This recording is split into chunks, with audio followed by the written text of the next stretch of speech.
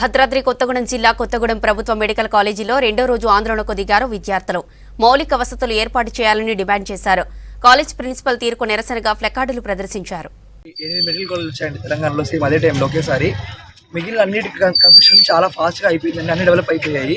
ఇప్పుడు మాకు చూసారా ఇక్కడ ఇలాగే ఉండిపోయింది. మా దగ్గర విత్ ప్రూఫ్స్ ఉన్నాయండి. మిగిలిన అన్ని మెడికల్ కాలేజెస్, సంగారెడ్డి కానీ, మైబాద్ కానీ, మంచిర్యాల కానీ, మిగిలిన అన్ని కాలేజెస్ కూడా ఆల్మోస్ట్ కన్స్ట్రక్షన్ ఆఫ్ హాస్పిటల్స్ కానీ, హాస్టల్స్ కానీ, కాలేజెస్ కానీ ఆల్మోస్ట్ అన్నీ అయిపోయాయి. ఆల్మోస్ట్ అన్నీ మంచిగా ఉన్నాయి. ఇది మాత్రం ఎందుకు ఇలా అయిపోయిందో తెలియదండి. ఫండ్స్ మాత్రం అడిగితే మాత్రం ఫండ్స్ రాలేదని చెప్తున్నారు.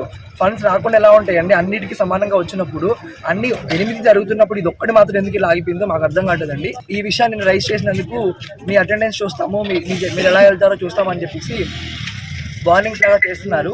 ఇప్పుడు దీన్ని బట్టి మా పేర్లు బయటకు తీస్తే మమ్మల్ని ఫ్యూచర్ కూడా వెళ్ళనిచ్చేలా లేరు. అండ్ మాకు ఇప్పుడు సెకండ్ ఇయర్ కూడా ప్రాపర్గా ల్యాబ్స్ కూడా ఇవ్వండి, స్టాఫ్ సరిగ్గా లేరు. అండ్ ఇంకా మెస్ ప్రాబ్లమ్స్ చాలా ఉన్నాయి. ఎన్నిసార్లు చెప్పినా కానీ ప్రిన్సిపల్ సార్ అసలు వాటిని తీసుకోవట్లేదు. అండ్ దానికి సరిగ్గా సమాధానం చెప్పడానికి పోగా సర్కాస్టిక్గా మాట్లాడతారు, అంటే వెటకారంగా తిడతారు, మాట్లాడతారు. అది అసలు ఆయన మాట్లాడే విధానమే సరిగ్గా ఉండదు, అమ్మాయిలతో కానీ ఏ విషయాలు సరే. అండ్ మినిమం ఈ సమ్మర్లో బేసిక్ డ్రింకింగ్ వాటర్ ఫెసిలిటీ కూడా ప్రొవైడ్ చేయలేకపోతున్నారు. ఇదేం డెవలప్మెంట్ నాకు అర్థం కావట్లేదండి.